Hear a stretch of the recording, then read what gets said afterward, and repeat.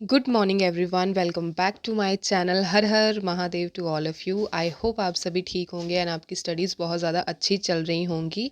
चलिए स्टार्ट करते हैं आज का vlog. So everyone, last video में मुझसे किसी ने पूछा था, आई थिंक उनका नाम रिया था। उन्होंने पूछा था कि ग्रेजुएशन के बाद मुझे क्या करना चाहिए टीचर बनने के लिए। तो उनके लिए ये वीडियो है, उनके लिए ये आंसर है, दैट इज़ कि अगर आपने ग्रेजुएशन की है तो आपके पास टीचर बनने के लिए दो ऑप्शन अवेलेबल होती है। First is PG and second is BEd. तो ये दोनों ऑप्शन में से आप चूज़ कर सकते हो कि आपके लिए क्या बेटर है, बेस्ट है। तो प्लीज़ सबसे पहले ये चूज़ कीजिए एंड देन आपका इंटरेस्ट देखिए कि इन दोनों में से आपका इंटरेस्ट कहाँ है। उसके बाद आपको ये देखना है कि जो भी कोर्स में आप खुद को एनरोल करवाने वाले हो उसके लिए आपके पास बजट है, इतना बजट है या नहीं है, क्योंकि देखो 2 साल पढ़ना है तो उसका बजट भी तो होना चाहिए ना। तो ये चीज़ प्लीज़ थोड़ी सी देख के चलना। देन उस कोर्स की ड्यूरेशन क्या है जिसमें आपने खुद को एनरोल करवाया है, उसके साथ साथ आपके कौन से गोल हैं, टारगेट्स हैं जो आप अचीव कर सकते हो।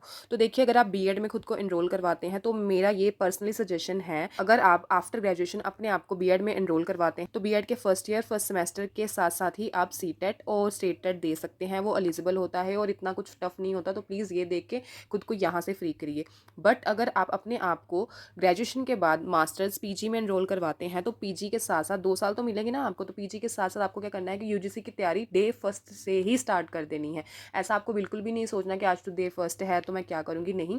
जो यूजीसी की प्रिपरेशन है वो आपको डे वन से स्टार्ट कर देनी है, तभी आप आफ्टर अपनी पीजी के साथ साथ यूजीसी नेट क्वालिफाई कर लेंगे। एंड एक और वे है जिसके साथ टाइम बहुत कम लगेगा बट मेहनत तो करनी पड़ेगी, जैसे कि आप बीएड में खुद को एनरोल करवा सकते हैं, साथ साथ एमए पीजी कॉरेस्पॉन्डेंसली जैसे कि इग्नू से या फिर कोई डिस्टेंस यूनिवर्सिटी है वहाँ से कर सकते हैं। उसी के साथ साथ आप CTET state TET and UGC की प्रिपरेशन कर सकते हैं। सीटेट और स्टेट टेट तो आपका फर्स्ट अटैम्प्ट में ही निकल जाएगा या ज़्यादा से ज़्यादा सेकंड अटैम्प्ट में, अगर तैयारी अच्छे से करोगे और साथ साथ यूजीसी की तैयारी करो। इससे क्या होगा कि 2 साल जो आपके वो आपको मिलेंगे ना, उसमें आप क्या यूजीसी की तैयारी कर सकते हो, सीटेट स्टेटेट ये सब दे के फ्री हो सकते हो, जहाँ से आपकी एमए हो जाएगी, पीजी हो गई, बीएड होगी, वहाँ से आप यूजीसी के लिए एलिजिबल भी हो और क्या पता आपका नेट हो भी जाए क्लियर। तो ये सब चीज़ें प्लीज़ देख लेना, जो भी अब आपको बेटर लगे आप वो चूज़ कर सकते हैं। बट मेरा ये पर्सनल सजेशन है, क्योंकि मैंने आफ्टर ग्रेजुएशन पीजी की थी, तो मैं ये सजेस्ट करूँगी, आपको अगर सुनना है तो सुन सकते हो, नहीं तो बिल्कुल इग्नोर करना प्लीज़, कि आफ्टर ग्रेजुएशन आप पीजी की जगह ना बीएड कीजिए। अगर आपका बजट अच्छा बन रहा है, अगर आप अफोर्ड कर सकते हैं, तो आफ्टर ग्रेजुएशन आप प्लीज़ बीएड कीजिए। रीज़न इसके बीएड के बाद आपके पास जॉब की अपॉर्चुनिटीज़ बहुत ज़्यादा ओपन हो जाएंगी, जिससे क्या होगा आपको जॉब का थोड़ा सा स्ट्रेस कम होगा।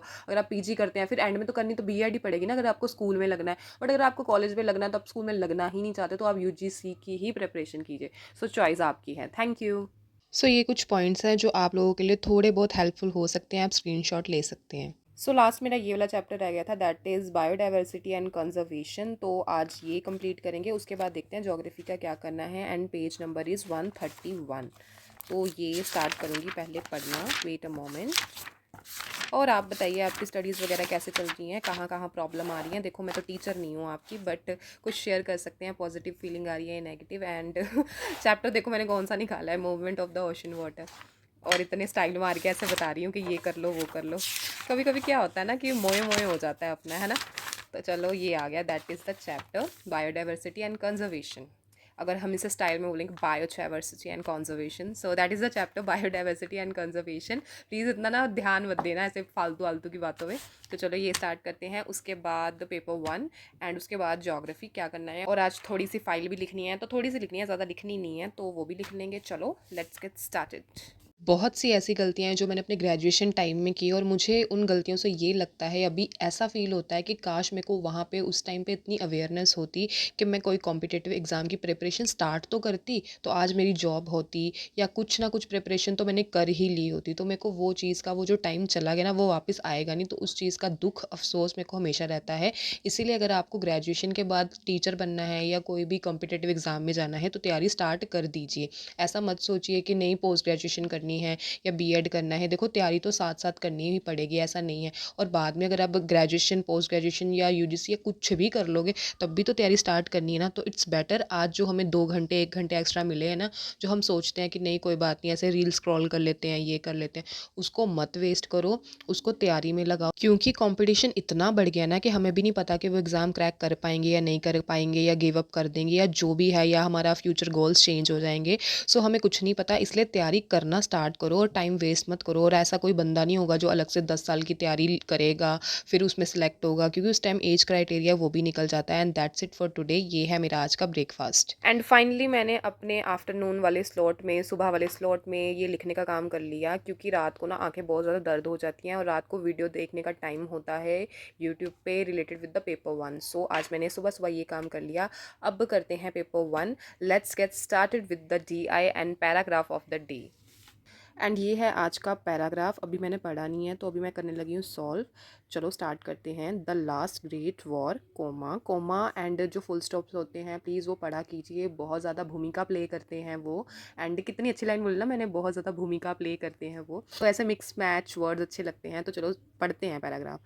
अच्छा, स्टार्टिंग टाइम में क्या होता है कि पैराग्राफ हमसे सही नहीं हो पाता। कभी-कभी एक क्वेश्चन सही होता है, कभी-कभी पाँचों क्वेश्चन सही हो जाते हैं जब पैराग्राफ ईज़ी होता है, तो कभी-कभी क्या होता है पाँचों गलत हो जाते हैं। तो उससे जो हमारा मोराल डाउन जाता है, सेल्फ कॉन्फिडेंस इतना डाउन लो हो जाता है ना कि हमें ऐसा लगता है कि नहीं पैराग्राफ सॉल्व नहीं होगा। बट रियलिटी इज़ कि एग्ज़ाम में इससे भी ज़्यादा टफ आएगा, तो एग्ज़ाम में तो समझ भी नहीं आता। तो उस सिचुएशन को सॉल्व करने के लिए अभी हमें क्या करना है कि अभी हमें पैराग्राफ सॉल्व करना है।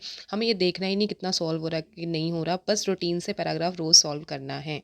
एक साइड फ़ोन में वीडियो काम चल रहा है और उसी टाइम में मैंने कपड़े वपड़े तय कर लिए हैं। आटा भी अभी गूंद दूँगी, तो टाइम का यूटिलाइज़ ऐसे कर सकते हैं और बचे हुए टाइम में रेस्ट कर सकते हैं और पढ़ाई कर सकते हैं।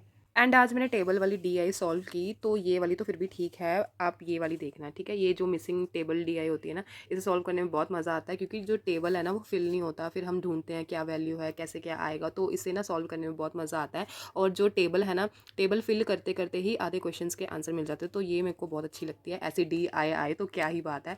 बट चलो क्या देखते हैं क्या आएगा हमें, क्या नहीं आएगा।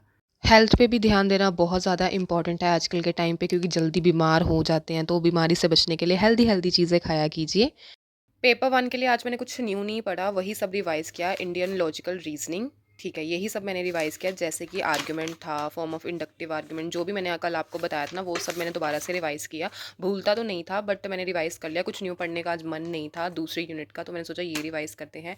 एंड प्लीज़ ये सब चीज़ें ना, टाइप ऑफ डेफिनेशन आप देख लो। लेक्सिकल डेफिनेशन क्या होती है, stipulative definition, connotation, intensional definition, extensional denotative, external, precising definition and persuasive definition, ठीक है। Operational definition, functional definition, analogs definition, ठीक है। ऑस्टेंसिव डेफिनेशन, ये इंपॉर्टेंट है, तभी मैंने स्टार मार्क किया है। तो ये प्लीज़ टाइप्स ऑफ डेफिनेशन है, पढ़ के जाना। इसमें ऐसा आएगा, एग्जाम्पल आती है एंड ये जो डेफिनेशन है ये सब आता है, तो प्लीज़ ये पढ़ जाना।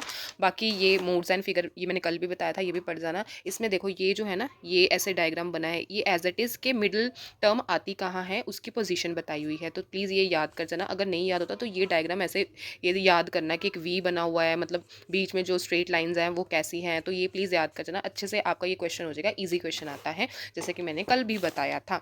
बाकी ये भी आपको बताया था कि ये इंपॉर्टेंट है, याद कर लेना। अगर आपको प्लेलिस्ट मिल नहीं ना रही इंडियन लॉजिकल रीजनिंग की, तो आप क्या कर सकते हो कि जैसे मैं टॉपिक बता रही हूँ ना, तो ये टॉपिक को यूट्यूब पे सर्च करके देख लेना, तो कोई ना कोई तो वीडियो आएगी ना, तो वो वीडियो से पढ़ लेना। अगर अदिति मैम की वीडियो आ रही होगी related with the Indian logical reasoning, तो वो पढ़ सकते हो, या कुछ भी वहाँ पे वीडियो आएगी तो वो देखना तो सही कि क्या क्या वीडियो आ रही है, कैसी आपको समझ आ रही है, तो वो आप पढ़ सकते हो और इसके नोट्स बना सकते हो। एंड ये देखो रूल्स ऑफ फैलेसी, ये रूल्स इंपॉर्टेंट है और एज इट इज़ आते हैं कि कौन सा रूल अप्लाई होता है एंड कौन सा रूल अप्लाई नहीं होता, तो ये चीज़ें इंपॉर्टेंट है। फॉर्मल फैलेसी आ गई कि इसके फॉर्म में क्या गड़बड़ है क्या नहीं है गड़बड़, और इनफॉर्मल फैलेसीज आ गई। इनफॉर्मल फैलेसी ना ऐसा बहुत ज़्यादा इंटरेस्टिंग है पढ़ने में, मतलब इसकी जो एग्जाम्पल्स है ना वो पढ़ के बहुत मज़ा आता है। वेट अ मोमेंट, मैं आपको बताती हूँ। जैसे कि द स्ट्रॉमैन फैलेसी, ठीक है। जैसे मैंने एग्जाम्पल ही लिखी है दीदी मैम से कि जैसे मुझे चाउमीन पसंद है तो और पिज़्ज़ा नहीं है, तो आपने समझा कि पिज़्ज़ा आपके बजट से बाहर है। जैसे एक बंदे को चाउमीन पसंद है, ठीक है, उसको पिज़्ज़ा नहीं पसंद है, भाई वो किसी रेस्टोरेंट में गया, उसने कहा कि मुझे चाउमीन ही खाना, मुझे पिज़्ज़ा नहीं खाना, बट हम समझ रहे हैं कि हाँ उसको पिज़्ज़ा के लिए ना उसके पास पैसे नहीं है,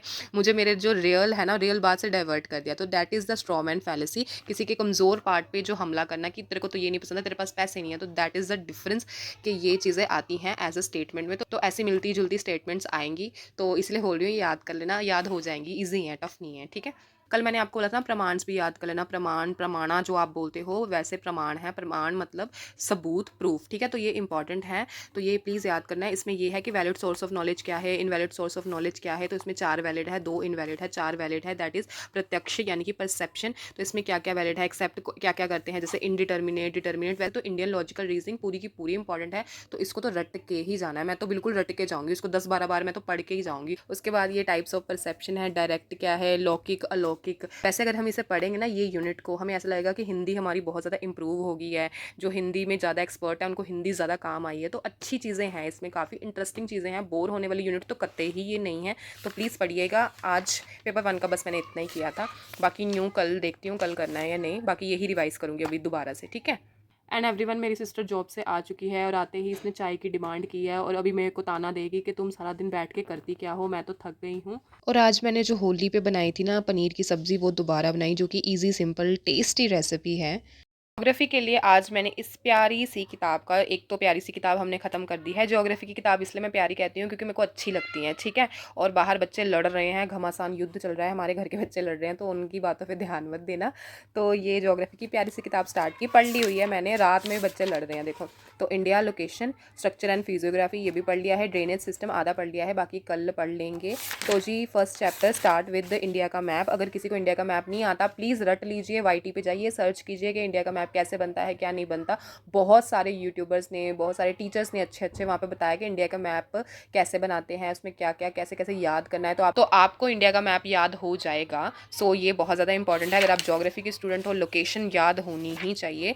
वैसे मुझे भी इतनी ज़्यादा लोकेशन नहीं आती, वर्ल्ड का मैप अभी थोड़ा थोड़ा आता है, थोड़ा थोड़ा नहीं आता, बट ठीक है, पढ़ना है। इंडिया का तो मेरे को प्रॉपर आता है। जैसे आप ये देख सकते हो फिजियोग्राफिक डिवीजन्स, और ये वर्ड है ना फिजियोग्राफी, सबसे पहले तो इसका मतलब पता होना चाहिए कि एग्जैक्टली इसका मतलब है क्या। तो जिसको पता है मतलब ज्योग्राफी वाले प्लीज़ कमेंट सेक्शन पे बताना। मेरे को भी किसी ने कहा था अगर ज्योग्राफी पढ़नी है ना तो वर्ड्स को तोड़ के, वर्ड्स एग्जैक्टली बोल क्या रहे हैं, तो वर्ड्स को तोड़ के पढ़ना ज्योग्राफी। वैसे बाय द वे ये चैप्टर मैंने पढ़ लिया है तो मैं ज़्यादा इसके बारे में बोलूँगी नहीं। एंड आप ये देख सकते हैं, ये छोटे छोटे नोट्स हैं जो मैंने बनाए हैं, और बाकी थर्ड चैप्टर थोड़ा सा पढ़ लिया है, थोड़ा सा बाद में पढ़ेंगी। हेलो एवरीवन, बहुत दिनों बाद ऐसे वीडियो बना रही हूँ, वॉक करती हूँ बट वीडियो नहीं बनाती, पता नहीं क्यों। तो आज सोचा चलो वीडियो बना लेते हैं। और आप सब बताइए आपकी स्टडीज़ कैसे चल रही हैं, और मेरी ठीक ठाक सी स्टडीज़ चल रही हैं। एंड सबसे इम्पॉर्टेंट बात ये है कि नोट्स कहाँ से बनाएं, कैसे बनाएं। तो देखो, मैंने पहले भी पिछली वीडियोस में कहा था, जो नोट्स आपको समझ आते हैं वो वीडियो उठाइए वाईटी से, तो वहाँ से नोट्स बनाइए। जो चीज़ आपको समझ ही नहीं आ रही तो उसके नोट्स बनाने से भी कोई फ़ायदा नहीं है। जैसे कईयों को लैंग्वेज बैरियर रहता है, कोई लोग हिंदी में पढ़ते हैं, कोई इंग्लिश में पढ़ते हैं, एंड सो ऑन। तो आप देखिए कि आपको नोट्स किस लैंग्वेज में कंफर्टेबल लगते हैं, कहाँ से समझ आ रहे हैं, समझ आएंगे, कंफर्टेबल लैंग्वेज लगेगी तभी आप कुछ समझ पाएंगे, एंड नोट्स बनाने का तभी ही फ़ायदा होगा।